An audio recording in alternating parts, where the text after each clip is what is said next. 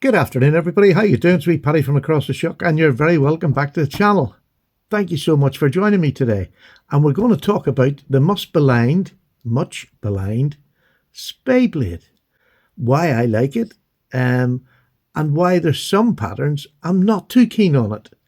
But in general, I love the Spey blade, but I am a bit picky on what type. So I'm going to talk you through why. We're going to talk about some of the patterns, i.e. probably mostly the trapper pattern, where you get the Spey blade on. And why it's there, because I don't understand it, but we'll talk through that anyway. But please like this video. If you watch it and you like it, please hit the like button. It really does help with the YouTube nonsense. And subscribe if you want to see more of my videos. It'll let you know when I come up, especially if you hit that little bell. And please leave me a comment on this topic or any other one you want to talk about in the down below in the comments. It's all free. There's no catch, no gimmick. You're not going to get charged anything. It's just free. So the Spey blade. Why? Well, let's talk about when I really truly fell in love with the Spey blade, because I was never a trapper lover. I've not had many trappers on this channel, and it's one of the best-selling knives that most of the companies will have out there, especially the Chinese companies, because they use it as a way of advertising. They'll put advertising slogos or whatever, logos on it, and all sorts of other things, centenary dates, all that sort of thing go on, because it's a long blade and you can get a nice bit of typo on it to explain what you're selling or what you're trying to promote. So there's that side to it. This was the first trapper I got that I truly enjoyed and loved. This is going back, what's this, 1989 this one's made. This is the Remington bullet knife, and this is in a trapper pattern. You can see that typical trapper pattern, which is a swollen center and back out to a swollen end. That's the typical, and like a rounded back. Not rounded, straight and then rounded at the back. So, I mean, a really lovely and instinctively easy to hold knife with that shape, whether it's a single blade or a double blade. In fact, this in particular, it's one of the most comfortable knives to use hard with two blades. Really comfortable, easy to use. But this trapper came with this beautiful drop point blade, and this is the thing I want to show you, that trappers don't all come with the same blade shapes. This one is an absolutely fabulous knife. That blade is just capable of doing anything. It is so comfortable in hand. It's a big knife. What is it in inches? It is 4.5 inches long, that handle. So it's absolutely super thick, just really substantial knife. Can be used in anything that a trapper or a knifesman or a bushman, whatever you want to call people, would be. This is just an invaluable knife. Super. And then there was a Spey blade on it. Where am I? Oh, other side. Let's go to the other side. And this is the Spey blade that made me fall in love with Spey blade. Look at that blade. Let me just tell you how long that blade is. It is 3.5 inches of blade. What a fantastic, look at the depth of that. You've got the Spey, which is donated by this little flat bit here, which was supposed to help you not poke the cow when you were getting round to do its testicles. I don't know how often that was done. I really don't know. And if there was a case that it was a cowman's knife, why did they call it the trapper? Because a trapper, a trapper was, I think, was named after an identity somebody had who lived in the woods and set traps. So why are we having a Spey blade? They didn't cut testicles off. That's not what it. I don't understand it. Maybe other people can let me know. But I mean, as a just fantastic knife for preparing meat, for skinning. It's fantastic because you can get in without puncturing the gut, and you can slide the blade up. This lovely rounded blade will slide up through. It's just an absolute belter of a knife. I just think it's a peanut butter spread. There's so many uses I can tell you for this knife. And I absolutely fell in love with Spey blades when I got this knife. Absolutely. Really super knives. And I don't mind them on even the basic trappers. The only thing, I always think they look a bit odd because they make them so skinny. Skinny and a wee tiny sort of, doesn't really do it for me. It's not something I want to collect. So I've gone out of my way to be a bit different because I love this knife. It will do anything. It'll slice up your dinner. It'll cut your meat up. It'll spread butter, whatever you want to spread, jelly or jam, whichever you're liking. It's just super. Really, genuinely, I think if you're a woodsman, and that's what I think this knife should be named after, is woodsman. Trappers, people who are out in the bush, and I think it's a great bushcraft knife. And if you want to take a knife out with you, this is, look at how well made that is too. 1989, and it looks like it's not a day old. It just is super in the most beautiful wood. Look at that wood. I'm not even sure what that is. It might even be rosewood, but it could even be ebony, to be honest with you. Nice big lanyard hole if you want to do that. But it's a big bulky knife. I would have that in a belt sheath when I'm going out, if I'm going out into the woods and I want to take this knife, because there's nothing this knife won't do. Nothing. As far as going out camping or going out in the bush, whatever you want to do, I think this is super. And that's what led me to love the trapper blade. Now, I'm going to talk about trappers. And there's so many different trappers out there and different styles of trappers that don't have spay blades on them. Now, here's a lovely, now this is just a mini trapper from Case in beautiful style, or bone stag. It is stunning, really stunning. You have well, a lot of the trapper knives will have that sort of Californian Turkish clip, whichever you want to call it. It's a thin clip point. Again, I'd rather have a drop point, if I'm being honest. But I like this one because it goes completely against tradition and it gives you a nice Wharncliffe, which is a nice sized Wharncliffe. It's not big, not too small. Will do the more direct cuts that you want to do, the more position cuts.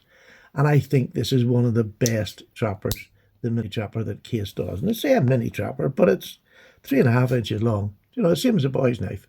Super little knife, really well made by Case. Adore it, love it. And here's another older one. This is an old Uncle Henry. You can see how much this one's faded. It really needs, I think I might get Slippy to put a new covers on this.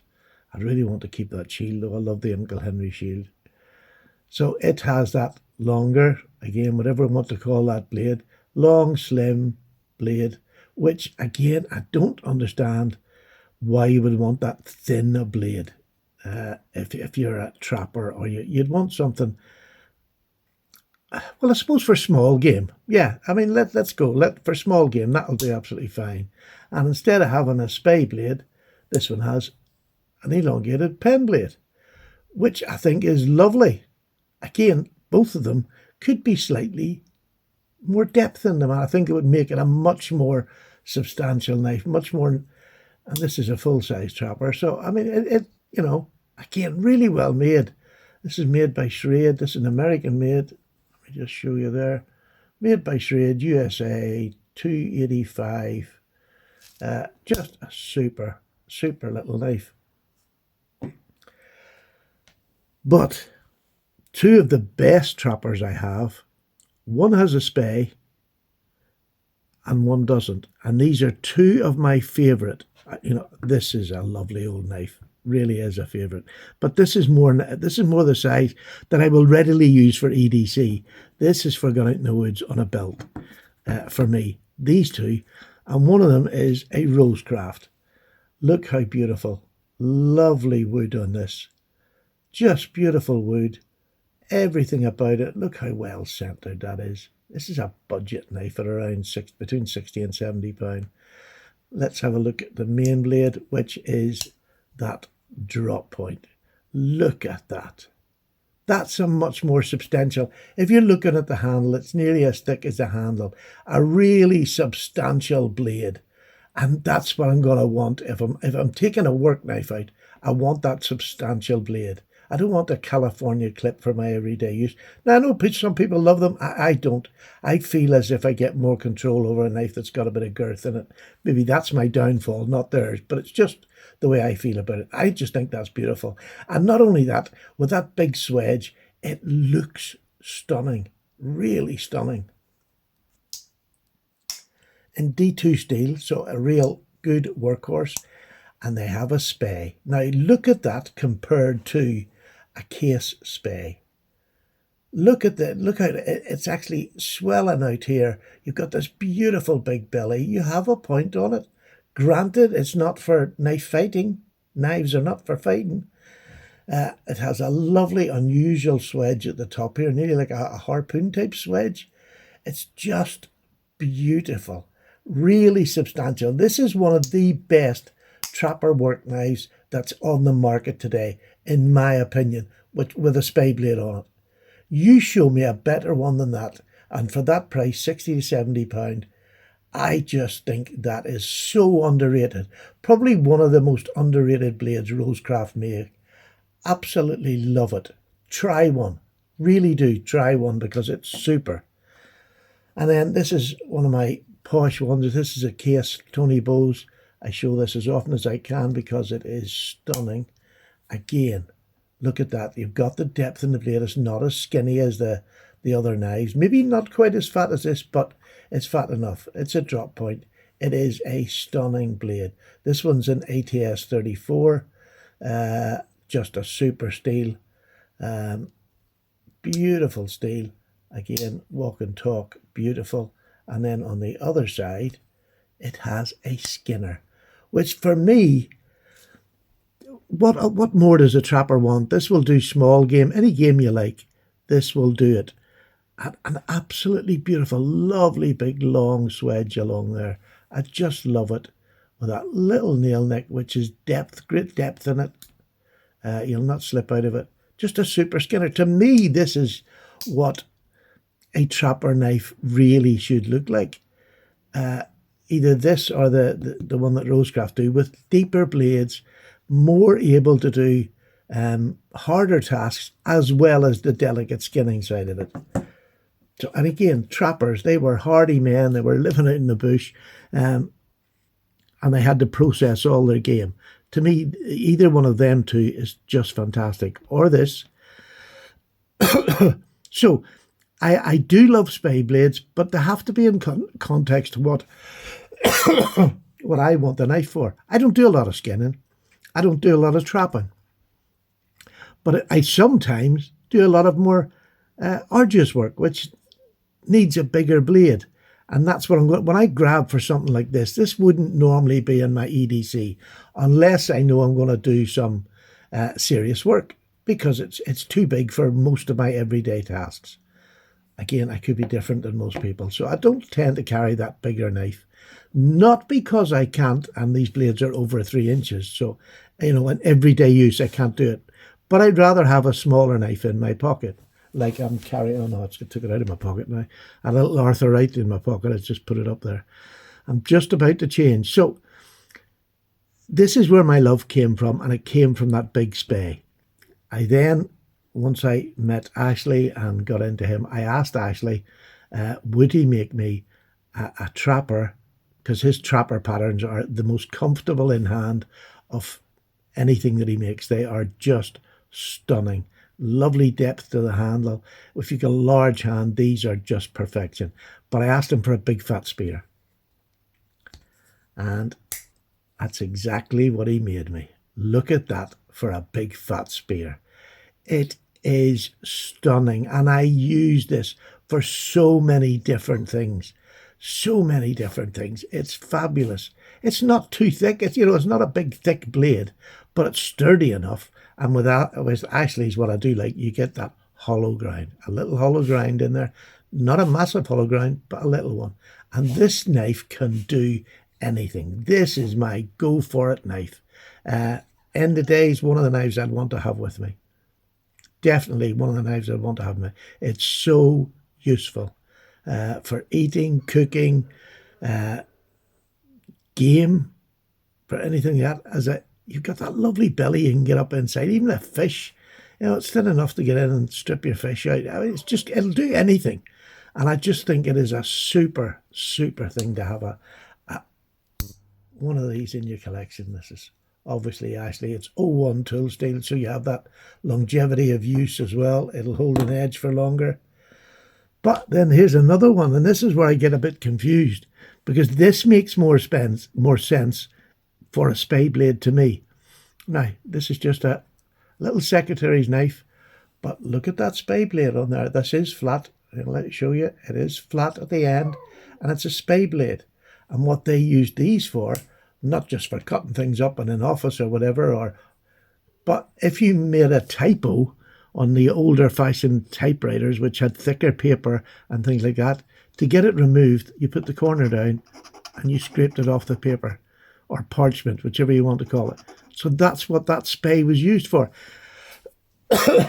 So if you wanted the wrong name for a right use, this is what they used it for, just for scraping over to get typing mistakes put away, or even handwriting mistakes, again, on parters on the old paper. But this is just lovely. And on the other side, you just have a little pen blade. Lovely little blade for doing the rest of your office work tasks. And I just love that. And these were incredibly popular, the office knife. And I would say you'd have to be a pretty fancy secretary to have an office knife like this. So again, I love it in this format as well. And then we've talked about the big spays and why I like them with their depth and things like that. GEC came out with a single bladed spay blade in a sort of boy's knife size. I had to get it because it was a spay. And at first, I wasn't sure if I liked the look of it. It's got a slim blade, but a slim handle. So it's meant to be an EDC knife. This is not meant to take testicles off bulls, or we don't have paper that we have to score things out. But it is just a cool shape. It really is. And if you're a goldfish lover, if you like eating goldfish, it would do really good for just taking the meat off the goldfish. Delicate. I'm only joking. I can just see the tut-tuts. But I mean, I've really enjoyed using it, but not as much as I thought I would. Because usually on a little pen blade like this, I would rather have that little more point on the end for an EDC knife. So I bought it. I like it. I like the look of it more than I like it in use. And it's still got this on it. This is the Colt Cutter, they call it. Wonderful name. But not as much as I thought I would like it, I'll have to say.